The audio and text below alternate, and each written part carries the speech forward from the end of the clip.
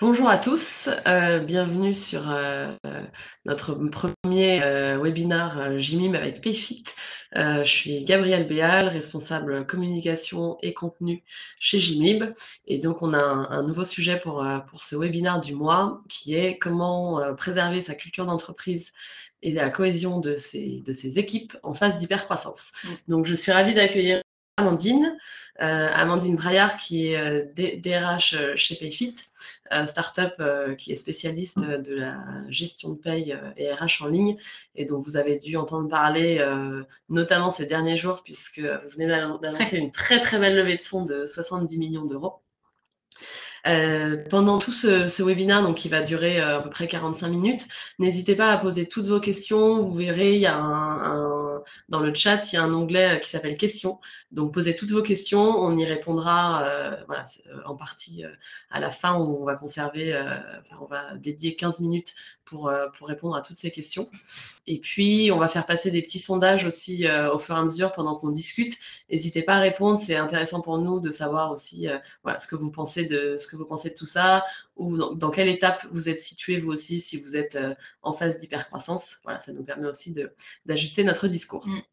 C'est clair. Alors, pour ce webinaire, on va procéder en plusieurs temps. Il s'agira d'abord de comprendre ce que c'est que la phase d'hypercroissance, comment ça se manifeste, comment ça se gère. On va surtout après insister sur les moyens d'action, donc quels sont les leviers à activer pour préserver sa culture d'entreprise et pour préserver la cohésion de ses équipes. Ensuite, on fera un petit topo sur les best practices et un peu les erreurs à éviter, tous les écueils qu'il va falloir contourner pendant cette période. Et puis, on fera un dernier point sur l'ouverture à l'international, puisque souvent, phase d'hypercroissance est synonyme d'ouverture sur des nouveaux marchés européens ou mondiaux. Et donc, du coup, Amandine nous parlera de son expérience. Absolument. Alors, du coup, pour présenter un peu Payfit, avant que je te laisse la parole et nous donner un peu tout ton témoignage, ton expérience. Donc Payfit, si je ne me trompe pas, c'est une startup lancée en 2016. Qui donc est spécialiste, comme je vous le disais, de la gestion de paye et RH en ligne, avec vraiment cette mission de simplifier la gestion de paye, de simplifier toutes ces phases, ces choses chronophages pour les RH, pour voilà, simplifier et faire gagner du temps aux employeurs et donc principalement aux RH.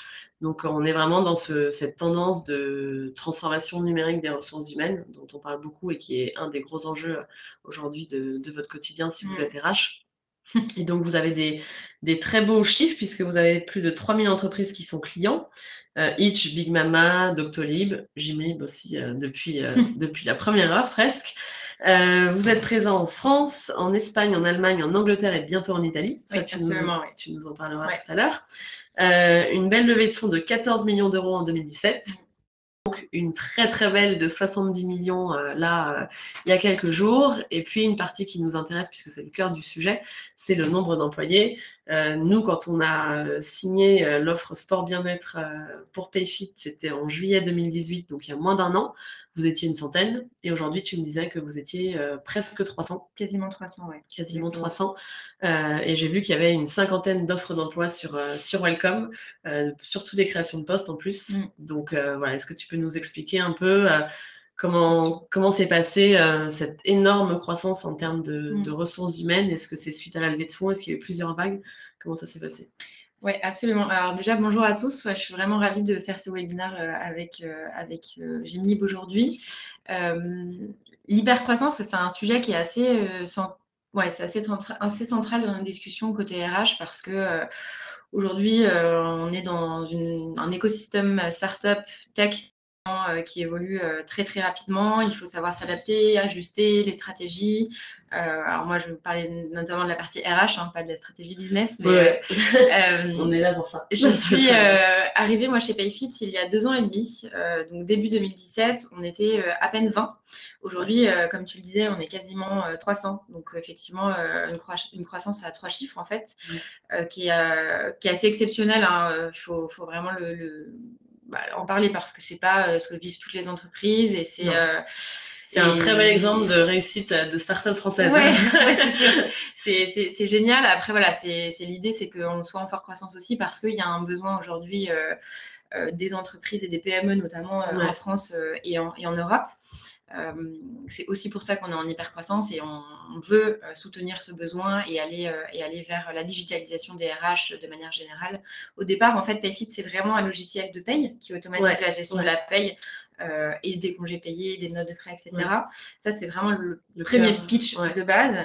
Aujourd'hui, on est vraiment plus dans une dimension où on souhaite digitaliser entièrement la fonction RH, ce qui ne veut pas dire supprimer des emplois et faire disparaître la fonction RH. Au contraire, c'est juste que les RH se concentrent de nouveau ou alors se concentrent tout court sur leur fonction première qui est l'humain et de développer les carrières, avoir des discussions de coaching avec les employés, développer les formations, les parcours de formation en interne, etc. Donc vraiment, Payfit simplifie en fait toute cette gestion RH qui va être vraiment aujourd'hui donc de la gestion de la paye, donc ce qui est un peu indispensable parce que c'est la relation contractuelle de base. Ça va bien au-delà. Mais ça peut aller bien au-delà, la gestion des congés, etc. Cette phase d'hypercroissance, en fait, honnêtement, pour être tout à fait transparente, je ne m'attendais pas forcément à une telle croissance en arrivant. Je savais que ça allait être une réussite, puisque venant déjà des et ayant cette notion RH où en fait on n'était vraiment pas très digitalisé, c'était un petit peu compliqué et un peu lourd à porter. Je pense que plusieurs se reconnaîtront dans ce discours. Mais en fait, très vite, en fait, on a ouvert l'Espagne, l'Allemagne. Cette année, le UK et l'Italie, c'est vraiment incroyable. On a beaucoup recruté en interne, beaucoup aussi adapté nos process, changé nos organisations. Ça a été assez impressionnant et en fait très vite on se retourne et on se dit ok, il y a 2 ans on était 20, là on est 300, qu'est-ce qui s'est passé quoi. C'est 300 France et c'est total, tout compris au global. En France on doit être aujourd'hui quasiment 180 je pense. D'accord. Okay. Donc c'est assez impressionnant, des déménagements, plusieurs levées de fonds du coup en 2 ans, 2 ans et demi. Ces levées de fonds, je tiens à le préciser, qui ne sont pas là juste pour faire de mettre des paillettes un peu. C'est vraiment là pour développer notre croissance encore et surtout notre marché à l'international, ouvrir de nouveaux pays, continuer à recruter, le faire bien, prendre notre temps et puis développer encore et encore le produit pour que demain il soit vraiment un incontournable en fait de toutes les PME en Europe, pour vraiment digitaliser cette fonction et aller au devant de la fonction RH et de l'expérience employée en entreprise aussi. D'accord. Donc oui, en tout cas, la croissance, ça a été impressionnant pour nous, équipe RH, c'est évident, pour les fondateurs aussi, mais aussi pour les personnes qui sont arrivées au début. C'est plus la même... Et même pour celles qui arrivent, qui sont arrivées il y a un mois, en fait, c'est assez drôle parce qu'on en parle et on se dit oh là, en fait, je suis arrivée il y a un mois, mais en fait, je suis déjà un ancien. On avait ça aussi chez Jimmy, ce côté, en effet, t'es ancien au bout de 6 mois parce que t'as recruté tellement de monde. C'est ça. T'as l'impression d'être là depuis toujours, alors qu'en fait, t'es arrivé il y a 6 mois, c'est assez particulier. Mais voilà, et après, évidemment, on en parlera, mais beaucoup de choses à mettre en place quand on grossit si vite. Voilà, je dirais pas que ce sont des risques, mais il peut y avoir des petites tensions qui peuvent se créer à droite à gauche, on en parlera, mais c'est vraiment un moment charnière où il faut faire bien attention. La gestion à ce moment-là où on fait le pivot est hyper importante. C'est clair. Nous, notre vision, en tout cas, dans l'équipe RH, au départ, j'ai été toute seule pendant un certain temps et aujourd'hui, on a vraiment une équipe de recrutement, une équipe RH People qui est là pour soutenir cette croissance. Mais en tout cas, notre vision dans l'équipe, c'est vraiment d'être en avance sur l'entreprise et pas en retard. C'est quelque chose qui est important pour les fondateurs et pour moi aussi, de se dire que l'équipe RH soutient cette croissance de manière extrêmement positive et ne subit pas la croissance. Au contraire, on est là pour aller de l'avant, la soutenir et faire en sorte que les gens soient toujours aussi heureux et qu'on conserve notre culture, nos valeurs et qu'on continue à aller dans ce sens-là. Mais pour ça, il faut on met beaucoup de choses en place, mais pour ça, il faut aussi une équipe RH qui soit suffisamment conséquente pour absorber cette croissance. Aujourd'hui, on est 300, dans 2 ans, on est 500. Quoi. Donc, dans 1 an, on est 500. Donc oui, ça s'accélère, ça continue à s'accélérer. Quoi. Et à 20, les problématiques ne sont pas les mêmes que quand on est 300. Clairement. Alors justement, c'est le cœur de notre sujet et de cette partie, c'est quels sont les leviers qu'on active quand on est en phase d'hypercroissance. D'ailleurs, c'est intéressant pour nous, on vous fait passer un petit sondage, de savoir si vous êtes aussi dans cette phase d'hypercroissance ou si c'est quelque chose que vous avez vécu ou que vous allez vivre. Voilà, donc n'hésitez pas à répondre dans le sondage qui apparaît dans l'onglet sondage. Voilà, quel levier on active? Alors notre premier point, c'est sur tout ce qui est organisation du travail, comment on structure ses équipes. Est-ce que justement on embauche beaucoup de gens aux ressources humaines? Est-ce qu'on embauche des Chief Happiness Officers, des Office Managers? Voilà, comment tu as vu ça, toi? Nous, la première personne qu'on a recrutée au sein de l'équipe RH, c'est une Chief Happiness Officer. D'accord. Voilà. Je suis pas très fan de ce nom, honnêtement. C'est un peu marketing. Bon. En tous les cas, Chloé est avec nous depuis maintenant plus d'1 an et elle est vraiment là pour faire en sorte que les salariés soient heureux au quotidien. Et être heureux, j'insiste, c'est pas seulement avoir un baby-foot et faire des after-work, c'est bien au-delà et c'est penser au bien-être au sein des bureaux. Il y a beaucoup de choses qui rentrent en jeu, mais je peux vous donner des exemples. Typiquement, quand on a déménagé, notre cahier des charges, c'était principalement, enfin en tout cas le premier critère, c'était dans Paris, parce que la majorité de nos salariés vivent dans Paris, donc on voulait garder ce court transport tous les jours. La luminosité, des espaces qui soient assez larges. On a tout de suite voulu mettre une salle de sport dans nos bureaux. Typiquement, c'est aussi Chloé qui s'est chargée de tout l'aménagement, de faire en sorte que nos bureaux soient juste agréables, qu'on s'y sente bien. Parce qu'on passe quand même une bonne partie de notre journée au travail, donc autant que ce soit le plus agréable possible, et c'est vraiment la vision. Donc vraiment, c'est le premier job qu'on a recruté. Ça, je pense, était avec du recul, une bonne idée en fait finalement à l'époque. On aurait peut-être d'ailleurs pu le faire encore avant. C'est pour ça, vraiment, si vous pouvez être en avance, faites-le. Si vous avez prévu d'être en forte croissance, on n'a pas toujours la boule de cristal, on ne sait pas toujours où on va. C'est pas toujours évident. Je suis d'accord avec ça, mais si vous pouvez le faire, c'est vraiment super. Ensuite, très rapidement, on a mis en place des process d'un point de vue onboarding, notamment. Tout simplement parce qu'on a recruté beaucoup, très vite. En fait, nos process, c'est de recruter tous les lundis. On a une session, une vague de nouveaux qui arrivent. Et en fait, au début, c'était 1, 2. Et en fait, 10. Cette semaine, ils étaient 10. Donc voilà, il faut faire attention à pas jeter en fait les gens dans le grand bain. Ils peuvent vite se sentir perdus. Notre vision, ça a été aussi très rapidement de se dire, en fait, les gens, quand ils arrivent, c'est un énorme changement pour eux. Ils changent potentiellement de job, d'équipe, de boss, de quartier, de typologie d'entreprise, de mindset, de culture. Enfin, voilà, c'est vraiment un changement, l'un des plus gros, je pense, dans la vie de quelqu'un. Et ça, on en a conscience, et depuis le départ. Et en fait, notre process d'onboarding, je pense qu'on l'a mis quand on était 30-40 à peu près. Assez tôt. Assez tôt, et de manière très structurée, avec des présentations d'équipe d'1 heure pour chaque équipe, pour que vraiment les gens comprennent.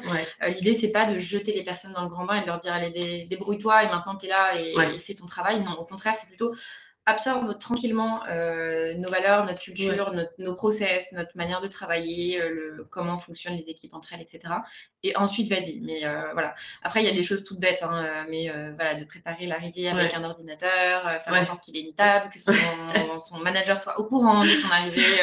Ça paraît tout bête, mais je suis sûre que vous avez des anecdotes et ravie d'en reparler si vous en avez. Et plus on grandit, en effet, et plus on se rend compte que une partie de l'équipe n'est pas forcément au courant que quelqu'un arrive, et des choses en effet évidentes le sont plus forcément. Et en fait, la communication, c'est assez central aussi quand on grandit.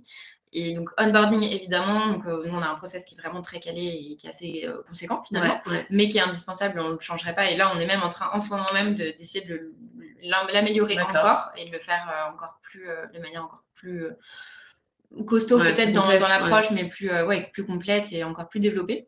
La communication, je rebondis là-dessus, mais très vite aussi, on s'est dit que des moments communs, c'était important, parce que quand on est 20 dans la même pièce, ça va. C'est facile, tout le monde se connaît. Le produit machin. Ok, bon, ça, on est tous au courant, c'est super. Quand on est même 50, en fait, on commence à moins interagir et l'info se perd un petit peu. Donc, toutes les semaines, en fait, on a mis en place des team meetings où on invite vraiment tous les salariés à être au même endroit au même moment. Et nos fondateurs nous parlent des gros objectifs du moment. Chaque semaine. Au départ, c'était toutes les semaines, et maintenant, c'est toutes les 2 semaines. Toutes les 2 semaines, c'est un bon rythme maintenant. À notre stade d'évolution, peut-être que toutes les semaines, c'est bien pour vous. Et on invite maintenant du coup tous nos pays aussi, donc ils se connectent en visioconférence et on fait ça à distance, donc c'est assez chouette. Et une fois de temps en temps, les fondateurs vont le faire dans un autre pays. Et la France se connecte, c'est assez développé. Donc ça, très chouette, et c'est important, la communication, les outils de communication que vous avez au quotidien. Nous, on utilise Slack, je pense que c'est votre cas aussi. Comme beaucoup même de grands groupes aujourd'hui. Ça simplifie pas mal par rapport au mail, c'est clair que c'est assez chouette. Après, il ne faut pas que ça diffuse non plus, qu'il y ait trop d'informations, c'est l'enjeu. Et puis après, qu'est-ce qu'on a fait en termes d'équipe? Nous, très rapidement, en fait, d'un point de vue plus culture-valeur, en fait, on s'est rendu compte qu'on n'avait jamais formalisé. D'accord. Et ça, pour le coup, on l'a fait tardivement. Je vais vous expliquer pourquoi. Parce qu'en fait, on sentait tous la même chose, mais sans mettre vraiment de mots dessus, en se disant, OK, c'est comme ça qu'on fonctionne. Et même en recrutement, en fait, à un moment, ça a été compliqué parce qu'on avait du mal à tous avoir le même discours.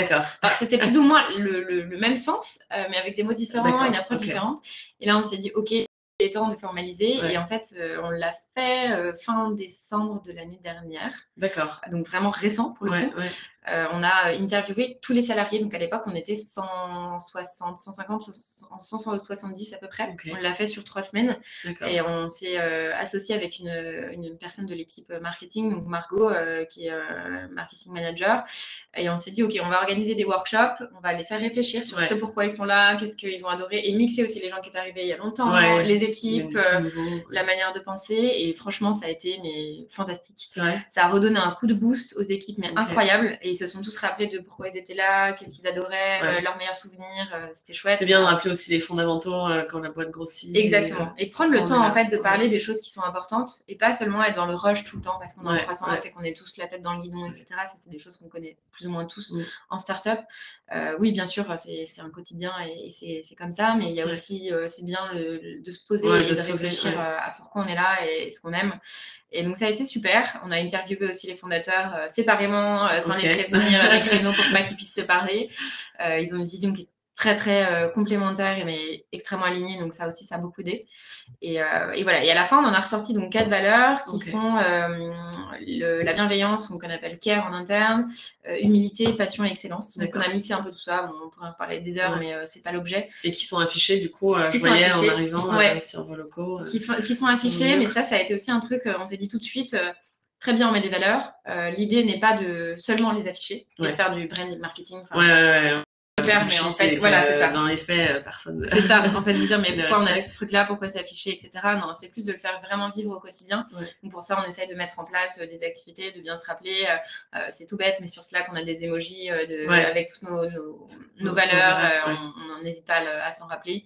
Et chacun, en fait, est responsable de ça aussi. C'est important de ne pas porter tout ce poids, finalement, seulement sur l'équipe RH. Nous, les managers en interne sont extrêmement investis dans cette mission et ils sont en fait sollicités dès le départ, dès même les entretiens de recrutement. C'est des choses qui sont primordiales. Après, voilà, ces valeurs sont aujourd'hui, on est en train de mettre en place un process dans le process de recrutement, notamment pour se dire comment on recrute aussi sur ces valeurs de manière très claire et mesurable finalement, parce que c'est pas toujours évident de mesurer la bienveillance en entretien. Bon, ça peut être un sentiment et en fait, c'est pas toujours vérifié. Donc, ça, c'est important d'avoir des métriques très claires. Qu'est-ce que je voulais... Du coup, vous allez briefer, l'équipe RH va briefer aussi les managers pour essayer d'évaluer l'adéquation. Absolument, c'est ça. Et là, on est même en train de réfléchir à mettre en place des cas. On pourrait faire réfléchir nos candidats sur des cas qui pourraient faire remettre en certaines valeurs. C'est des valeurs qui sont en fait vraiment primordiales pour nous aujourd'hui.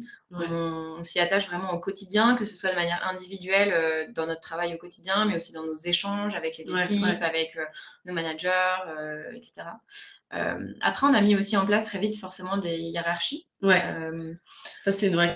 En effet, quand on grandit, quelle organisation, quel management On entend beaucoup les entreprises libérées qui ont une hiérarchie très plate, etc. Bon, nous, ça n'a pas été notre choix. Je ne critique pas du tout celles qui le font, mais nous, ce n'est pas notre choix parce que, en fait, on est devenu tellement gros, tellement vite que ça nous a paru assez essentiel de mettre des strates.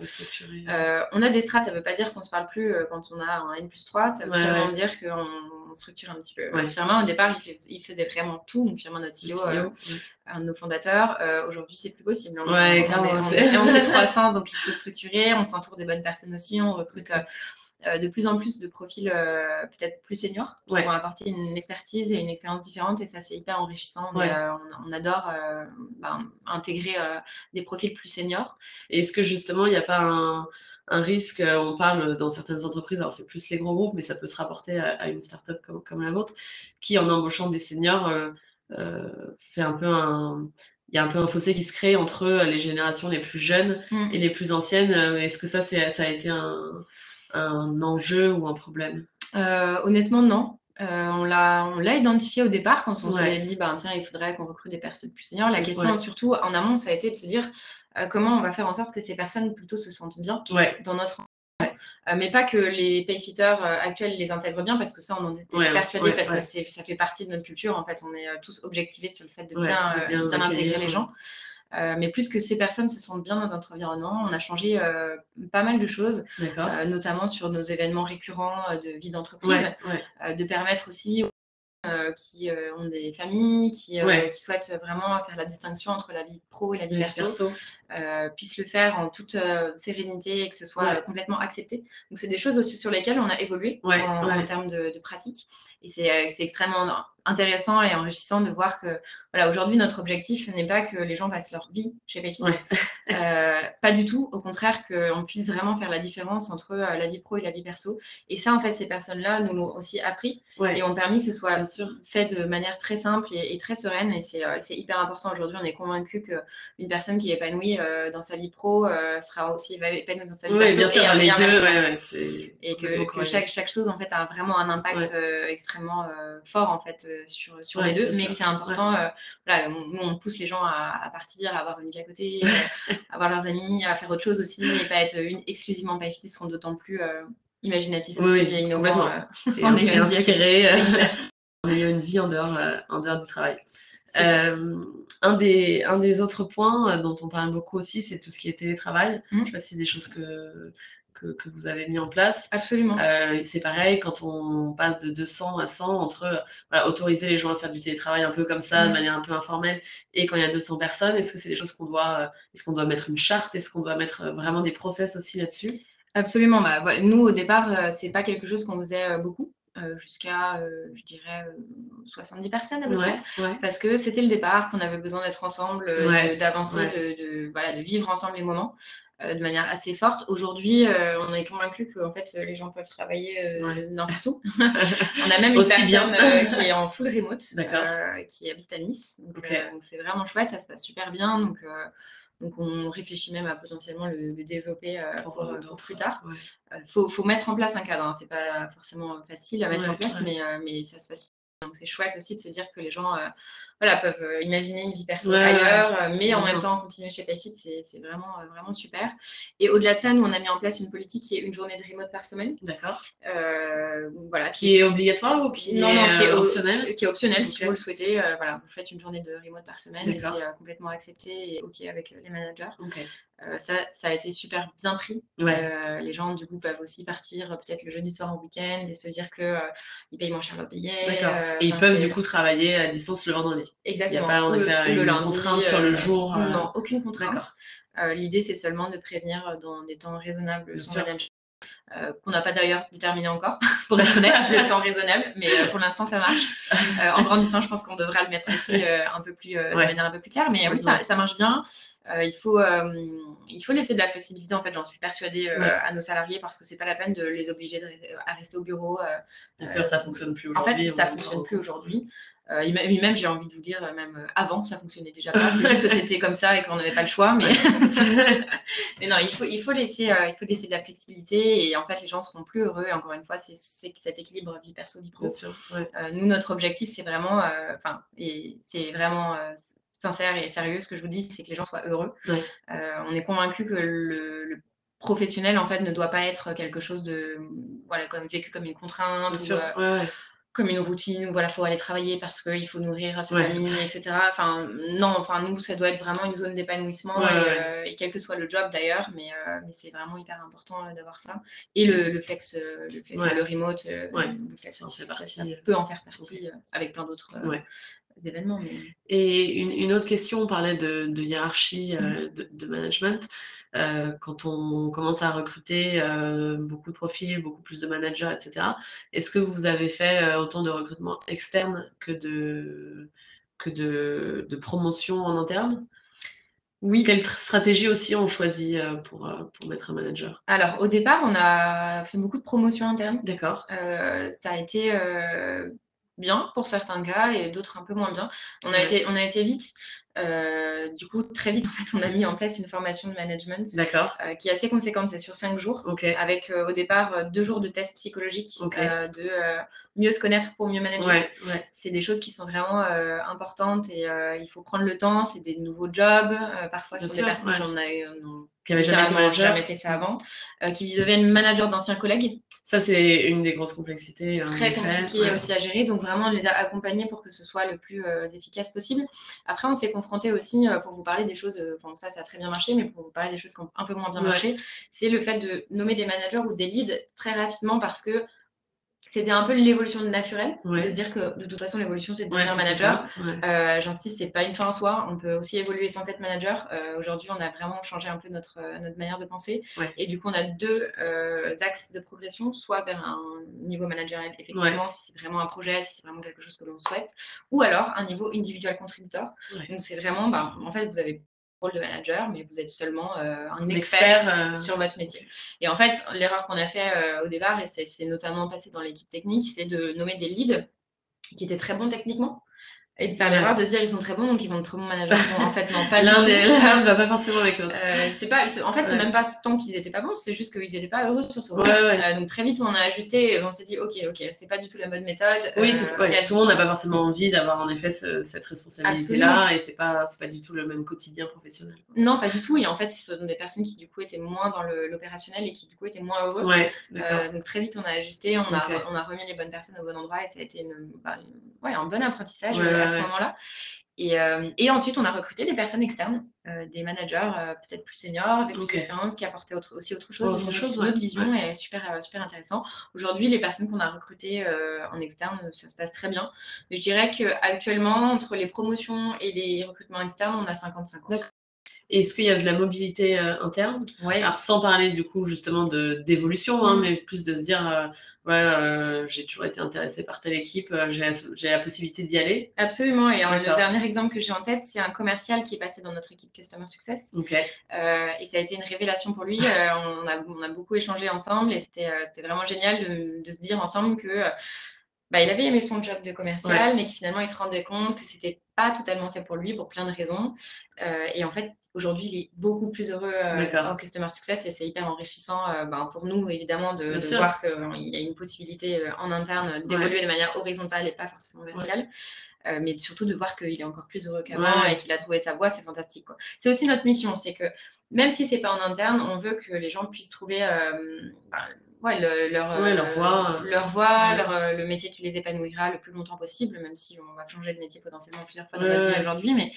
Mais voilà, l'idée, c'est qu'ils puissent être heureux d'une manière ou d'une autre. Il y a aussi des gens qu'on a accompagnés vers la sortie, en se disant, aujourd'hui, tu ne vas plus être possiblement heureux chez nous pour telle et telle raison. Attends, viens, on va réfléchir ensemble. Quel est ton projet, dans quelle entreprise tu pourrais être heureux, on regarde ensemble, on réfléchit. Et aujourd'hui, avec qui on s'appelle, on s'appelle encore, je l'ai eu encore hier, c'est super, ça se passe super bien, je suis hyper heureux, c'est génial. Et c'est, je pense aussi notre responsabilité d'employeur d'accompagner les salariés vers leur... de l'entrée à la sortie. C'est ça, et de se dire que on a un impact sur leur vie professionnelle, que ce soit en interne ou en externe. Évidemment, je préfère qu'ils restent en interne.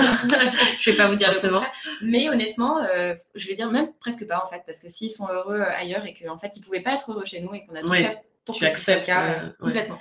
On accepte et même on accompagne vers ça. D'accord. Et du coup, vous avez des process particuliers pour tout ce qui est offboarding? Donc quand les gens démissionnent ou quand, Absolument, ouais. Quand on a des process de départ, en fait, on a une personne dans l'équipe RH qui est dédiée à ça. D'accord, OK.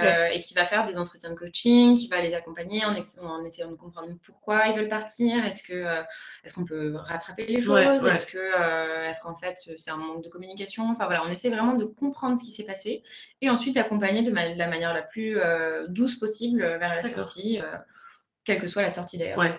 Parce que là, dans votre équipe RH, vous êtes combien au total? Aujourd'hui, on est 5. D'accord, OK.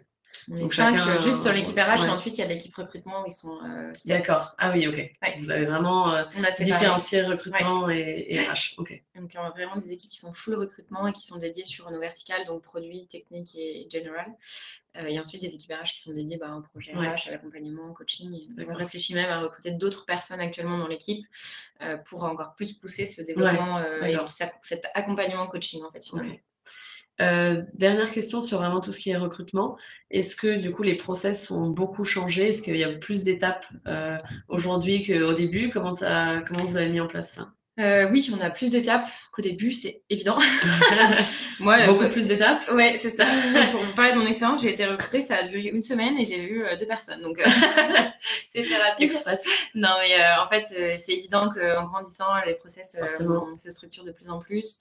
L'idée, c'est pas de multiplier les étapes pour multiplier les étapes, parce que en fait, ça n'aurait aucun sens. Mais c'est plus de construire, encore une fois, une expérience candidat la plus pertinente possible, parce qu'on est convaincu aussi aujourd'hui que nous, on a besoin des candidats, évidemment, mais que les candidats ont aussi besoin de nous et que c'est aussi un choix de leur part et pas seulement du nôtre. Bien sûr, Donc, on a vraiment structuré notre process pour que le candidat puisse voir le plus de choses possible en interne, qu'il ait une vision la plus complète possible de ce qu'est Payfit, de notre manière de fonctionner, quel va être son job demain, quels vont être ses échanges avec qui, comment, pourquoi, etc. Vraiment de lui donner toute l'info, qu'ensuite il puisse prendre sa décision de manière complètement en ayant tout vu et en étant le plus infos les plus complètes possibles sur ce qu'est Payfit. Et notre dernière étape de recrutement, et ça pour le coup on l'a depuis le départ, et je pense que ça a été une grosse force aussi, ce qu'on appelle le barbecue test. Alors c'est pas un barbecue et c'est pas un test, c'est tout le monde me dit à chaque fois, mais vraiment vous faites griller des saucisses? Non, pas du tout.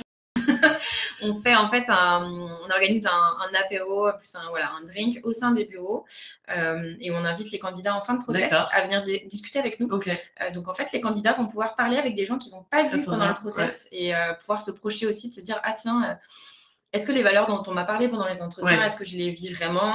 Est-ce que c'est vraiment quelque chose que j'ai envie de vivre avec eux? Est-ce que ce sont des personnes avec qui je fit particulièrement ou pas du tout? Et dans ces cas-là, encore une fois, je prends ma décision en toute connaissance de cause et j'ai envie ou j'ai pas envie d'y aller. C'est quelque chose qui a été un véritable succès, pour être honnête. C'est rare, c'est bien de faire ça.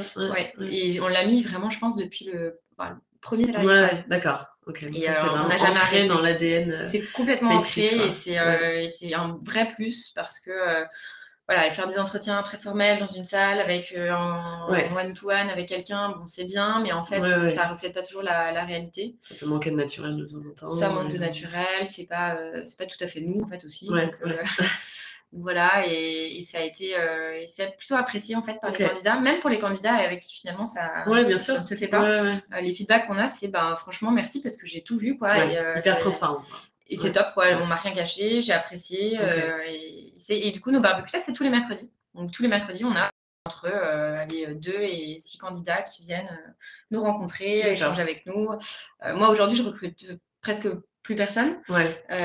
Et pourtant, j'adore rencontrer les gens, etc. Donc, vraiment, c'est un vrai plus pour moi aussi d'aller les voir pendant cet échange, de leur parler, de savoir un peu, de comprendre pourquoi ils ont été attirés par nous. Qu'est-ce qui pourrait les rendre heureux, leur donner aussi encore plus d'infos si besoin. Et les payfitters adorent de se dire qu'ils ont aussi leur mot à dire sur potentiellement l'arrivée d'une personne dans leur équipe demain, de dire voilà, telle personne, vraiment, on a notre valeur qui est humilité. Vraiment, c'est pas possible. Il a passé son temps à parler de lui, à poser aucune question. Bon, ça, potentiellement, ça peut ne pas fonctionner avec nous, quoi. Ok, très bien. Donc là, on parlait de tout ce qui était plus organisation du travail, recrutement. D'ailleurs, ça nous intéresse si vous aussi, vous avez été dans cette phase-là, savoir quel profil vous avez recruté. On a un petit sondage pour savoir quel profil vous avez recruté en priorité. Et du coup, l'autre point, c'est tout ce qui est bien-être. Comment vous avez mis en place des initiatives bien-être? Alors, je sais que du coup, voilà, nous, on a pu vous proposer notre offre sport et bien-être assez rapidement. Est-ce que vous avez aussi changé de locaux? Vous avez du coup repensé tout ça? Est-ce que vous avez dû créer un comité d'entreprise? Voilà, on va faire un petit point rapidement là-dessus. Ok, le bien-être, nous, c'est quelque chose pareil qui est au quotidien dans notre tête. Notre objectif dans l'équipe RH, pardon, c'est make payfitter happy, donc rendre les payfitters heureux. Et c'est vrai, c'est notre objectif au quotidien, et du coup, ça se décline sur comment on les rend heureux, en mettant des process, on vient d'en parler, mais aussi sur le côté plus bien-être au sein du bureau et dans notre quotidien. On a mis Gymlib en place, c'est notamment un exemple, et si vous ne l'avez pas, je vous conseille parce que c'est vraiment super. On l'a fait et l'impact positif a été incroyable auprès de nos salariés. Donc vraiment, c'est vraiment chouette, c'est un super produit. À côté de ça, comme je vous le disais, quand on a déménagé, on a repensé les bureaux voilà, les rendre les plus lumineux possibles, les plus ouverts. Très sympa, du coup, je viens de les découvrir. Très agréable. On a bien bossé, on a des espaces ce qu'on appelle plus chill, ou avec des espaces canapés où les gens peuvent se poser aussi, potentiellement se reposer aussi s'ils le souhaitent, des petites salles de réunion s'il y a besoin d'être un peu à l'écart. On a aussi une politique qui est très respectueuse sur nos plateaux, parce qu'on a pas mal de space. C'est une politique du calme, donc si on a besoin de se parler, on peut utiliser Slack. Si vraiment il y a besoin d'avoir des échanges physiques, on les encourage bien sûr. On se met dans une petite salle, et pour ça on en a mis un peu partout. On commence à être un peu à l'étroit, pour être honnête. Ça y est déjà. Et on envisage de déménager dans un an et demi. D'accord. Dans des vraiment beaucoup plus gros bureaux. Mais en tout cas, l'objectif, ce sera toujours ce côté bien-être, comment on fluidifie aussi la communication de par les bureaux, comment les gens peuvent être bien, et en fonction des critères aussi, parce que mettre une salle de sport, mettre Gymlib, c'est bien, mais peut-être que ça ne va pas plaire à tout le monde. Sûr, donc on a aussi mis des choses assez classiques, mais de la free food pour que les gens puissent prendre leur petit déjeuner le matin tranquillement au bureau, avoir des boissons un petit peu en libre service, être tranquille. On réfléchit à mettre aussi Foodles en place. Je ne sais pas si certains connaissent, mais c'est un système de frigo connecté avec la livraison de plats, etc. On a beaucoup de partenariats avec beaucoup de restaurants du secteur. On essaye de faire livrer aussi des produits potentiellement bio dans certaines phases. Cette semaine, c'est la semaine de la QVT, tout à fait. La qualité de vie au travail, pour ceux qui ne connaissent pas. Et c'est assez... on a essayé de mettre en place plein de choses. Donc, on a 3-4 cours de yoga, on a mis encore un cours de gospel ce midi d'ailleurs, ça va être très chouette je pense. On a mis des massages aussi sur 2 jours. Enfin voilà, l'idée c'est que, encore une fois, le travail soit pas vécu comme une contrainte, mais bien sûr, faites pas des massages tous les jours. Hein. On conseille, mais voilà, de temps en temps se rappeler que c'est bien aussi d'avoir vraiment du bien-être dans son travail, et ça passe par plein de choses. Le fait du flex aussi, le flex office, donc c'est le remote, c'est le fait de pouvoir aussi s'installer un peu où on veut, de ne pas être complètement sous contrôle de son manager en disant non, tu t'assois là et tu ne bouges plus jamais et puis c'est ta place. Non, on a des espaces plutôt assis, donc avec des tables plutôt classiques. Sinon, on peut aussi se mettre sur des tables debout. On a des petits box si besoin de passer des petits calls. On a des espaces plus chill, comme je vous le disais, canapé, etc. Même des gros fauteuils Fat Boy. On a plusieurs espaces extérieurs. C'est important aussi pour nous d'être tourné vers l'extérieur. On réfléchit à mettre en place un potager. Voilà, donc, et du coup, tout ça permet aussi aux équipes de se parler. Parce que là, vous êtes sur 2 étages. On est maintenant sur 3 étages. 3 étages. Du coup, ça peut aussi créer un cloisonnement, et c'est bien d'avoir tous ces espaces informels pour se rencontrer à la salle de sport, au potager bientôt, etc.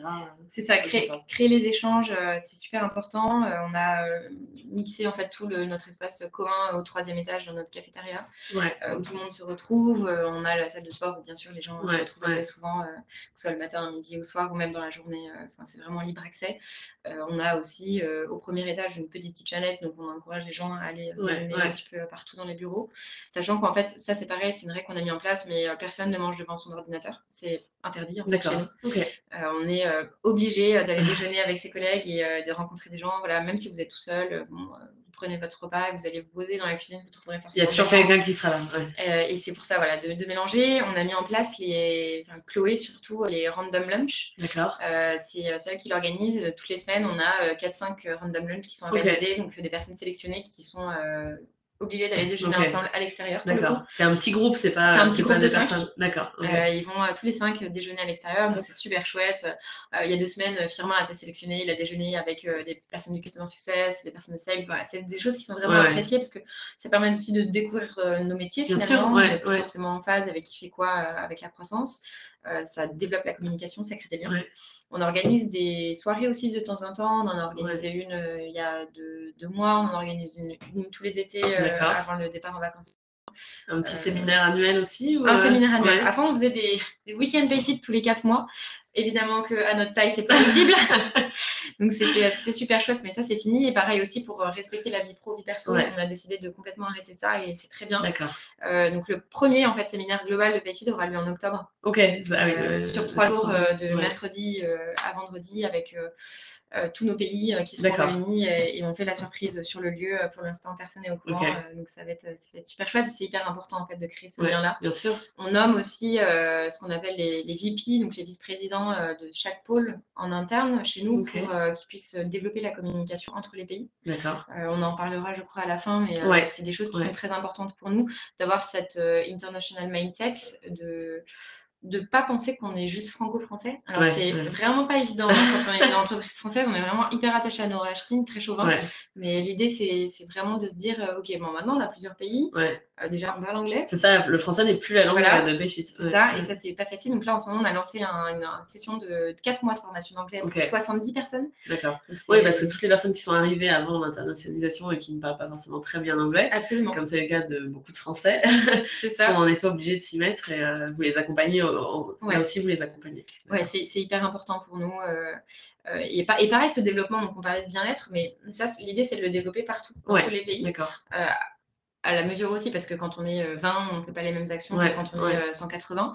Mais c'est vraiment important qu'on ait la même politique de bien-être de RH de manière plus globale dans tous nos pays. Et ça marche plutôt très bien. On fait des calls très régulièrement avec les RH locales pour avoir un peu la température, voir comment ça se passe et développer ça. Donc, super. Et du coup, justement, sur cette partie, sur toute la partie internationale qui est notre dernière partie, alors nous, on a fait un petit e-book sur la qualité de vie au travail dans le monde. On vous enverra justement là dans le chat le lien si vous voulez le consulter. Mais ce qui ressort, c'est que ne serait-ce que d'un pays à un autre, sans parler de continent à un autre, on a des perceptions extrêmement différentes de la qualité de vie au travail. Les piliers, les critères ne sont pas du tout les mêmes. Et du coup, c'est intéressant que tu nous expliques comment est-ce qu'on met en place ces avantages dans différents pays. Bon, ça reste l'Europe, mais quand même, je pense que tu as vu pas mal de différences de mentalité et de culture. Culturellement, c'est très riche, mais effectivement un petit peu complexe parfois. Non, en fait, nous, l'idée de base, déjà, quand on ouvre un pays, on recrute des personnes donc, locales et on les fait venir en France pendant 6 mois à 8 mois. Ah oui, ok. Donc, c'est un long moment quand même. On va dire une mission, une immersion, 6 mois, 8 mois, une immersion totale chez Payfit pour être formé aussi par les équipes en interne à Paris, de vraiment s'imprégner complètement de la culture, des valeurs, de la dimension aussi de l'hypercroissance, de la vision, etc. Donc ça, c'est vraiment important de pouvoir... Enfin, pour nous, en tout cas, de le faire. Après, je vous avoue que ça nous a rajouté de la complexité dans le recrutement. Parce que de trouver des personnes locales qui sont OK pour venir en France pendant 6 mois, 8 mois, bon, c'est pas toujours facile. Et c'est en fait des personnes qu'on appelle des product builders ou des jet lang masters. C'est vraiment nos mots en interne. Globalement, ce sont des ingénieurs qui vont coder avec le langage informatique qu'on a créé, le Jetlang, pour ceux qui en ont entendu parler. Et ça nous permet en fait de construire le produit de base, parce qu'à chaque fois, on reconstruit un produit. Parce que ce ne sont pas les mêmes règles sociales, pas les mêmes lois. Donc, on reprend tout de zéro. Notamment, je pense au UK, qui est le prochain marché. Et en fait, ils partent de Paris dans 2 semaines. Donc, à chaque fois, pour nous, c'est des grands moments parce qu'on a vécu avec eux pendant 6 mois et on est un peu nostalgique de leur partie, mais en même temps, c'est super parce qu'on va accueillir potentiellement l'Italie bientôt et c'est vraiment hyper enrichissant. Mais effectivement, en termes de culture, c'est pas du tout la même chose. Je peux vous donner un exemple RH que j'ai eu récemment. L'Espagne, qui, en fait, de manière assez habituelle, quitte les bureaux le vendredi à 15h parce que c'est culturel, etc. nous, c'est pas trop l'idée en France. Et le problème, c'est que on a besoin de communiquer et que se dire qu'à 15h, il n'y a plus du tout de personne pour gérer, c'est compliqué. Mais en même temps, c'est la règle locale. Donc, comment on fait C'est comment on construit une base solide qui est la même pour tous et s'adapter aussi aux spécificités locales, soit aux usages, soit aux règles. Évidemment, on respecte les règles, mais en tout cas, les usages, c'est pas toujours évident. Mais côté bien-être, c'est sûr qu'on veut diffuser la même chose partout, que tous nos salariés aient les mêmes avantages finalement. Et pour ça, on a donc Chloé, notre happiness manager. Et demain, très bientôt, je suis aussi très, très contente de ça. On a une VP People qui va arriver de manière internationale et qui va être responsable justement de cette diffusion stratégique RH internationale. Donc ça, c'est vraiment hyper important, sachant qu'on ouvre encore d'autres pays. Là, le prochain, c'est l'Italie. Mais voilà, la base, en fait, pour nous, et ce qui fait que ça a fonctionné jusqu'à maintenant, c'est de les faire venir, qu'ils s'imprègnent complètement de la culture, et qu'ensuite, ils puissent rediffuser ça aux futurs recrues qui vont arriver. Je pense, en Espagne, c'est assez incroyable, parce qu'ils étaient, je pense, 6 quand ils sont partis. Aujourd'hui, ils sont 25. Et en fait, ils sont vraiment complètement imprégnés de la culture. C'est impressionnant. Et c'est aussi grâce aux personnes qui étaient là de base, qui ont transmis, qui rappellent ça, qui l'ont connu, qui sont vraiment très attachés à ça finalement. Donc c'est aussi grâce à eux, c'est des ambassadeurs. Donc, Et du coup, justement, tous les recrutements qui vont être faits après dans chaque pays, est-ce que la France a son mot à dire, ou est-ce que c'est vraiment du coup ce VP qui lui décide en intégralité des recrutements? Alors pour l'instant, le VP il n'est pas là, donc ce qu'on fait, c'est qu'on recrute un HR local très vite. Typiquement l'Espagne. Qui lui va venir aussi 6 mois ici? Non, alors non, une fois que en fait, ces 6 mois sont passés, que le développement du produit est live, qu'on a nos premiers clients, en fait, ils partent, ils viennent plus, ils viennent 2 semaines de formation. Quand c'est des fonctions un peu centrales comme ça. Mais c'est super riche. Et après, là, en termes de recrutement, ce qui est important pour nous, c'est que nos fondateurs voient tous les candidats, sans exception. Encore aujourd'hui, ils se partagent la tâche évidemment. Ils voient pas tous. Ils sont 3, c'est ça? Ils sont 3 fondateurs, Firmin, Florian et Guilain, sur des missions bien différentes aussi. Donc c'est ça qui fait la complémentarité. Mais oui, ils rencontrent tous les candidats, que ce soit pour la France ou pour l'étranger. Donc pour l'étranger, c'est souvent en call, mais ils sont très souvent en déplacement aussi, donc ils arrivent à finalement avoir aussi pas mal de monde. Et les barbecue tests existent aussi dans les pays. Donc potentiellement, ils s'y retrouvent quand ils sont en déplacement pendant un barbecue test. Donc voilà, c'est un peu notre vision aussi. Le recrutement est central aujourd'hui, donc que ce soit en France ou international. Et puis parfois, on a des personnes, même souvent, qui sont en France et qui sont impliquées dans les recrutements pays. Moi, ça m'arrive assez régulièrement de parler à des candidats, quels qu'ils soient, pour les pays. Et tu disais donc un RH dans chaque pays. Un RH dans chaque pays qui est recruté super vite. On a accueilli lundi notre HR UK. Ils sont 6, ils ont déjà un HR. Voilà, c'est aussi ça va choquer, je pense, plein de gens. Mais c'est un peu notre vision de se dire, très très vite, on recrute un RH. Parce qu'au départ aussi, qu'on soit clair, il fait aussi beaucoup d'office management. Forcément. Énormément de recrutement, de mise en place de politique RH. Donc en fait, c'est un qui est très très large. Et pour nous, c'est central en fait. Sans ça, on ne maintiendra pas la culture et les valeurs. D'accord. Très bien. On va passer du coup aux questions. Alors, on va sélectionner les questions que vous nous avez envoyées. Alors, on a pris un peu de retard, donc on ne pourra pas forcément répondre en détail à toutes les questions, mais on vous répondra sinon par mail. Alors, si je prends les premières questions, comment recruter des profils seniors lorsque les managers sont plus jeunes et tout en ayant une cohésion salariale dans une équipe? Je ne sais pas si c'est arrivé ici, en effet, d'avoir des managers qui peuvent avoir la trentaine, et on recrute des gens qui vont être sous leurs ordres, entre guillemets, et qui vont avoir plus la quarantaine ou autre. Alors, ça nous est arrivé. Honnêtement, chez nous, c'est pas un sujet, encore une fois, parce qu'on a bien distingué la fonction managériale de individual contributeur. Et qu'un manager peut être très bon à 30 ans, si on prend cet exemple, et il y a un individual contributeur très bon à 40 ans et qui n'aura jamais envie d'être manager. Donc honnêtement, c'est pas un sujet. Tout en ayant une cohésion salariale dans une équipe. Je ne sais pas si vous parlez des rémunérations et des échanges au quotidien. Nous, d'un point de vue rémunération, c'est hyper transparent, donc il n'y a aucun sujet aussi sur les évolutions possibles. Tout est communiqué et très clair dès le départ.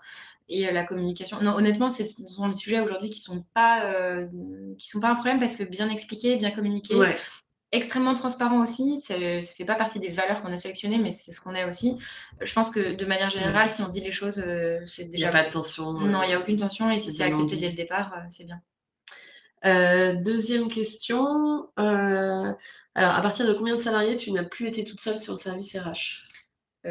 Si tu te souviens. Je pense que c'était 70, quelque chose comme ça. D'accord. Donc Chloé est arrivée justement sur la partie happiness, et puis ensuite on a très vite recruté les recruteurs et d'autres personnes dans l'équipe RH.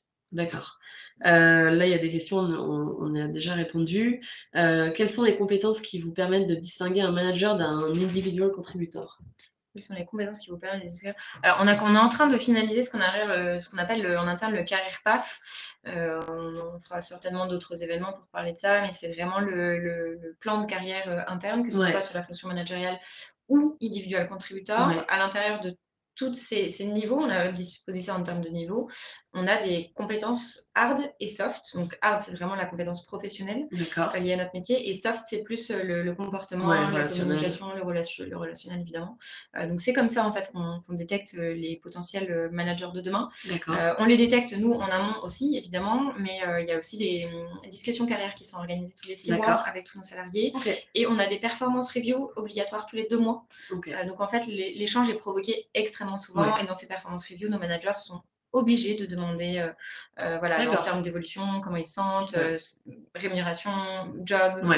C'est vraiment des échanges qu'on a de manière extrêmement ouverte. Beaucoup d'opportunités de communiquer sur ses volontés de carrière. Exactement. On pousse vraiment les gens à en parler, à aussi s'aider eux-mêmes à réfléchir sur ce sujet. On a créé des guides, d'ailleurs, pour nos salariés, pour se concentrer un peu sur quels sont vraiment mes objectifs professionnels et comment je vais les atteindre, et du coup d'avoir cette discussion avec son manager. D'accord. Une question, tu parlais tout à l'heure du fait que vous avez formé vos nouveaux managers sur plusieurs jours. Est-ce que c'est vous qui avez mis en place cette formation, ou est-ce que vous êtes passé par une entreprise externe? On est passé par une entreprise externe, absolument, parce qu'on avait vraiment besoin d'être entouré d'experts. On est très humble aussi sur le fait les limites de nos compétences. C'est important aussi, je pense. Les formations en management, c'est hyper important. C'est ça, on n'était pas prêt à le faire du tout en interne. On peut donner quelques tips, et d'ailleurs on a créé un guide manager ensuite après cette formation, mais c'est hyper important de s'entourer des bonnes personnes, et pour le coup on a travaillé avec Solar Management, que je vous conseille vraiment vivement. Ils sont vraiment géniaux, donc avec plaisir pour vous envoyer les coordonnées si besoin, mais très bien. C'est super. Ensuite, comment gérez-vous le barbecue test et votre programme d'onboarding en France et à l'étranger pour gérer une culture de groupe? Je pense qu'on y a répondu du coup en partie dans notre... Gérez-vous le barbecue test et votre programme d'onboarding en France et à l'étranger? En fait, c'est exactement le même process en France et à l'étranger.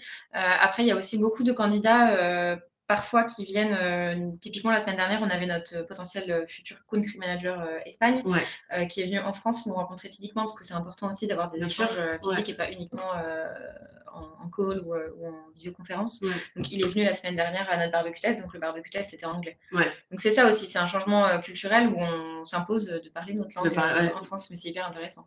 Et ça va, ça passe bien? Ouais, ça va. C'est pas toujours évident pour tout le monde, parce que encore une fois, on n'a pas tous un niveau d'anglais qui est extrêmement bon. En France, on a la fâcheuse habitude aussi de se sentir jugé et pas à l'aise. Voilà. Donc là, nous aussi, notre rôle côté RH, c'est de faire en sorte que ça disparaisse le plus vite possible, et c'est pour ça qu'on a mis en place tout un training d'anglais. On a des personnes qui parlent pas français aussi en France, donc vraiment qui viennent de l'étranger, les Américains, etc. Donc c'est hyper chouette, donc on peut échanger et s'améliorer au quotidien. On réfléchit même à recruter un prof d'anglais en interne, pour être tout à fait transparent. D'accord, c'est quelque chose qui est important. Très bien. Alors, à partir de combien de personnes à l'étranger avez-vous décidé d'embaucher un RH local? Tu nous disais que voilà, ils étaient 6, donc c'est vraiment tout début, quoi. En fait, les 2 personnes qu'on recrute au départ, c'est nos product builders, donc c'est ceux qui vont construire le produit et qui vont coder en Jetlang. Ils sont 2 au départ, ils travaillent vraiment en binôme. Et très vite, on va recruter le Head of Customer, le Country Manager et le RH. C'est vraiment les 4 personnes qu'on recrute. Vos piliers. Oui, exactement. Je pense qu'on a répondu à la plupart des questions. Voilà, donc merci à tous de nous avoir suivis. Merci beaucoup. Si vous avez d'autres questions, le chat est encore ouvert, donc n'hésitez pas à les poser et on fera notre maximum pour y répondre. N'hésitez pas à nous dire, on va vous faire passer un petit sondage pour savoir ce que vous avez pensé de ce webinaire. Donc voilà, ce sera des notations pures et simples, mais c'est plus simple. On ne peut pas forcément laisser la place aux commentaires, mais voilà, n'hésitez pas à nous dire ce que vous en avez pensé. Nous, ce qui nous intéresse aussi, c'est on parlait tout à l'heure du rôle du sport sur la cohésion sociale. Nous, on est assez friands de connaître votre avis là-dessus parce que c'est le cœur de notre métier. C'est toujours intéressant d'avoir des retours et un esprit parfois critique sur le rôle du sport. Donc, on va vous faire passer un dernier petit sondage sur voilà, la manière dont vous considérez le sport. Et si c'est un projet que vous avez pour justement un peu maintenir la cohésion de vos équipes. Donc, n'hésitez pas à y répondre. Et si vous aimez le format webinar avec des invités RH, sachez que le prochain, ce sera le 9 juillet, donc c'est un mardi. On sera avec le RH de Malte et on parlera de l'intégration des freelances. Gros sujet parce qu'il y a de plus en plus de freelances dans les entreprises. Comment on les intègre? Quel onboarding? Est-ce qu'il y a des process spécifiques pour eux? Parce que voilà, c'est des talents finalement comme les autres. Donc le lien est disponible là dans le chat, donc n'hésitez pas à vous inscrire. Merci beaucoup Amandine pour cette discussion. Merci pour ce discours avec beaucoup d'exemples sans langue de bois, et c'est agréable d'avoir autant d'exemples, de parler des réussites et des échecs et d'avoir toutes ces infos. Super. Merci beaucoup. Merci. Et à très bientôt. Bonne journée.